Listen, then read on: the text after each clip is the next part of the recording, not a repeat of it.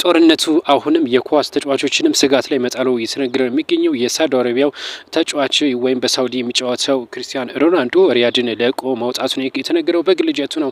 ሪያድን ለቆ የወጣው ማለት ነው። 62 ሚሊዮን ብር በፈጀው በግል ጀቱ ሪያድን ለቆ ወጥቷል ማለት ነው። ሳውዲ አረቢያ እንግዲህ ስጋት ውስጥ መግባቷን ተከትሎ ነው ለቆ የወጣው ነው የተባለው። በኢራን ከፍተኛ የሆነ ድብደባ እንግዲህ እየደረሰባት የምትገኘው ሳውዲ እናም በዛ ስጋት ነው እንደሚታወቀው አሜሪካ ከዚህ ዜጎቿም ከዚህ ቀጠና እንዲወጡ ማለቷን ተከትሎ ይመስላል እንግዲህ ክርስቲያኖ ሮናልዶ ይህንን ፍራቻ ነው ለቆ የወጣው ነው የተባለው። በዚህም እንግዲህ ሀብትና ዝና ምን ያክል ለጦርነት እንግዲህ እንደማያድንም ማለት ነው ከጦርነት እንደማይድኑም ጭምር ነው እንግዲህ ሀብት ቢኖርም ዝና ቢኖርም ማለት ነው። እናም ክርስቲያኖ ሮናልዶ እንግዲህ ወደ በስፔን አቅንቷል ነው የተባለው። በግል ጀቱ ዴይሊ ሜል ነው ይህንን ያስነበበው በዘገባው ላይ ማለት ነው። እንግዲህ ዴይሊ ሜል እንደዘገበው ከሆነ ክርስቲያኖ ሮናልዶ ቤተሰቦቹን እና ልጆቹን ይዞ በቀጥታ ወደ ስፔን አቅንቷል ሲል ነው የገለጸው።